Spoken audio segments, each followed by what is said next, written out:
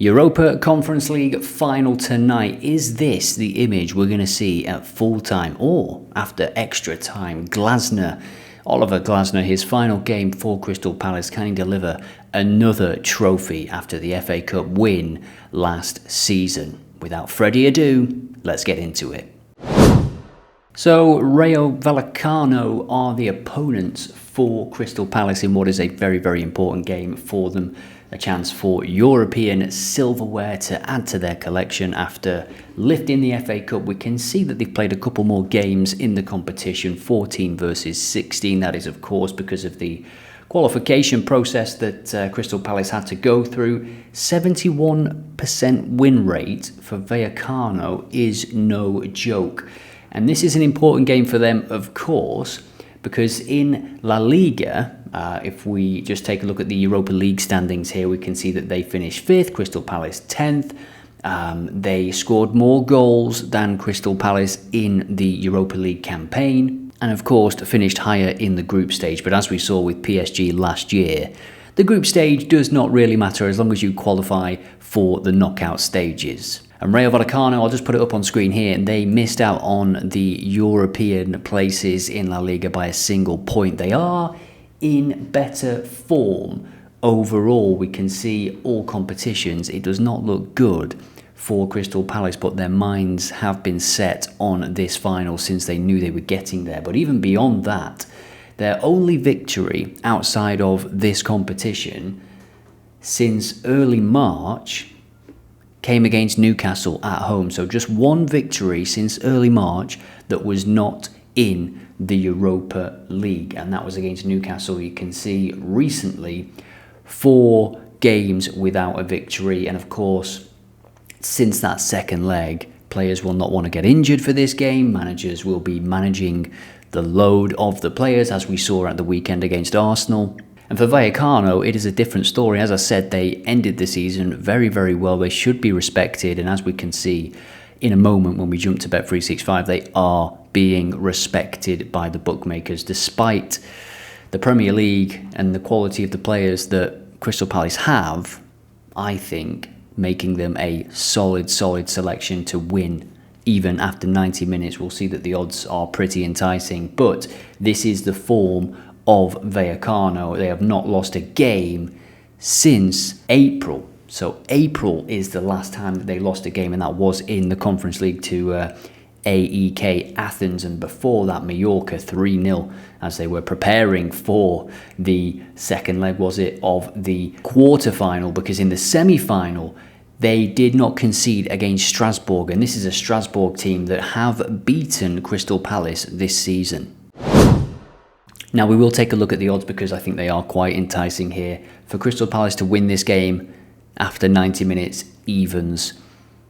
We see Rayo Vallecano's form, that is where the odds come from, but how much of a golfing class could there be between the two squads? Rayo Vallecano with a very promising manager as well. Oliver Glasner playing his final game. There is a lot of potential storylines in this game. But I just think the odds there, evens for Crystal Palace to win after full time, after 90 minutes. 1.44 around that for them to lift the trophy. That includes extra time and penalties, of course. We're going to take a look at some player prop data, but before we do that, we will just take a look at the card data because it is quite interesting in the Europa Conference. The opponents of Rayo Vallecano are being booked on average 3.07 times per game in this competition, 2.25 for Crystal Palace. So both teams with a pretty high card count, but as you can see on the right side there, 5.71 for Vallecano is huge, and the referee is Maurizio Mariani. That is a very fun name to say, and over 200 appearances in the database for him, 3.9 cards per game. 36 red cards, and second half cards 2.8 per game compared to 1.34 in the first half. This is, of course, a final, so that comes with a different set of rules for a referee. They may approach the game a little bit differently, but he has booked both teams in 81% of his games in the database. That is across all competitions, and if you want, you can dig into his, let's say, Europa League form for this season. Just 1 appearance. Champions League, 8 appearances this season, so he is a well-respected referee from UEFA. And before we jump to the player props tool, this is of course another opportunity for Crystal Palace to get into Europe. Here is the final league table for the Premier League, and as we can see, they're closer, Crystal Palace, to being relegated than to qualifying for Europe via the Premier League. Do you put that down to just the inclusion of Europe this season, or was there a little bit of a bump in the road mid-season where it looked like Glasner was going to resign? He was going to walk away very, very annoyed at the lack of signings that were made, especially when Eze was allowed to leave when he did. So now we check out the player props tool, and the question here is, who's going to be the danger man for Rayo tonight? We can see, looking at shots on target per 90, that it is dominated. The top 3 players dominate for Crystal Palace. Ismaila Sarr, by the way, we will get to him later because I am going to include him in one of my selections. I think he is such a big game player for Crystal Palace now, in the absence of Eze, of course, and Elise. Mateta coming back into things now after his knee injury. He is expected to start when you look at the expected lineups around the web, although I think it's a little bit 50-50 that he starts this game. So Ismaila Sarr, we know all about him, but do you know about Palazón? Probably not saying that correctly, but he is a player, quite interestingly, when you look at his fixtures, whose last game was against Strasbourg, and that is because this red card here was received when he was off the pitch, and he got a 7-game ban in La Liga, so he was only then able to play in the Conference League. He played in both vital semi-final games. He is probably one of their most creative and effective players. He's had a shot on target in each of his last 5 Conference League games, and he is 1.9 to do so again tonight. He's also second for key passes across the last 10 games when looking at all players in both squads, only behind Pino for Crystal Palace with 2.29 key passes per game. Incidentally, he is the man they need to keep quiet. Now then, we'll take a look at fouls as well. There are so many metrics here for you to check out, and you can find and use this tool in the description. Let's take a look at fouls per 90 minutes. We see that now we have Rayo Vallecano players at the top of the pile. We saw the card data, and I think there will be cards in this game. It's going to be a potentially tight game. We've seen that Rayo Vallecano can shut up shop when they need to. The semi-final performances against Strasbourg, very impressive for me, not conceding across those 2 legs. We see Daniel Munoz here, Lacroix, Mateta as a pressing forward, committing fouls.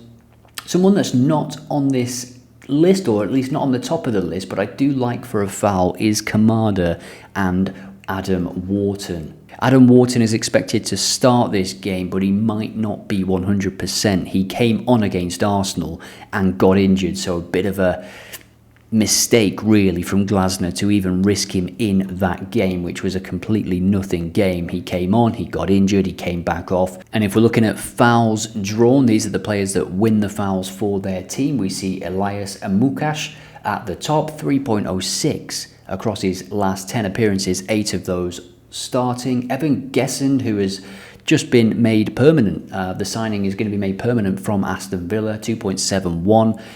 Not sure if he'll start. I mean, they've got Strand Larsen, they've got him, and now they've got Mateta back as well. So there's a clear identity, really. They're all pretty big guys that play up top for Crystal Palace. And with Glasner leaving, they're going to want to get someone in that appreciates those kind of profiles, aren't they? And then Palazón, again, 2.43. So maybe for him to have a shot on target and to be fouled or commit a foul could be an interesting option. So that is the player props tool. Now let's jump to Bet365 and I'll show you what I'm thinking for this Europa Conference League final.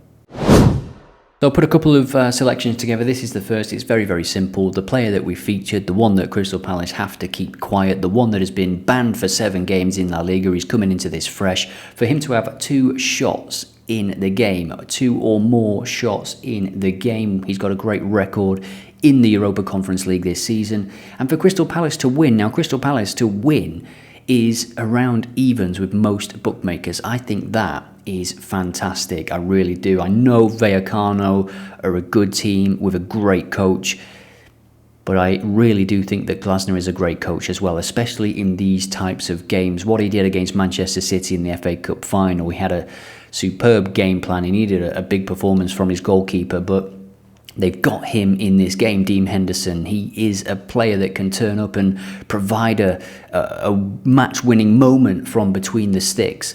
And aside from that, I think all across the pitch, Crystal Palace have the better team and are more than capable of beating Rayo Vallecano over 90 minutes. And remember to shop around because, as I say, there are better odds for Crystal Palace elsewhere, and I'm sure for the shots market as well. By the way, don't forget to put your predictions in the comments. There were some incredible predictions, some great winning predictions in the comments from the previous video and in many videos this season. And if you are liking this content, don't forget to subscribe and like this video, and you can be sure I will produce a similar video for the Champions League this weekend.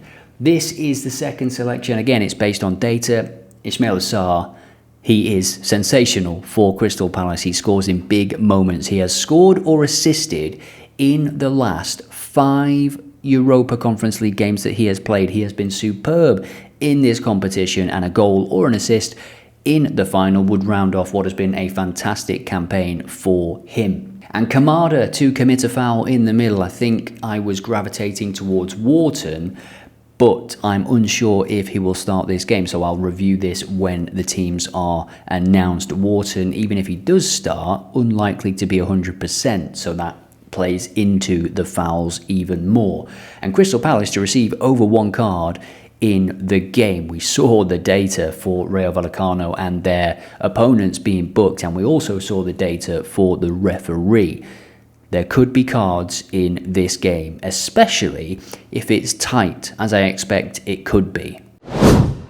So we'll end the video as we started it. Is this the image we're going to see at full time today? My prediction for this one is a 2-0 Crystal Palace victory. I expect there to be some worrying moments for them, but ultimately their quality will see them through, and Oliver Glasner will leave as the most successful manager in Crystal Palace's history. And if only they backed him a little bit more in the summer, if only they kept him a little bit happier, he could be continuing this amazing journey, and who knows where they will go after this. There's talk of Gareth Southgate coming into the club. Let's hope not for Crystal Palace fans.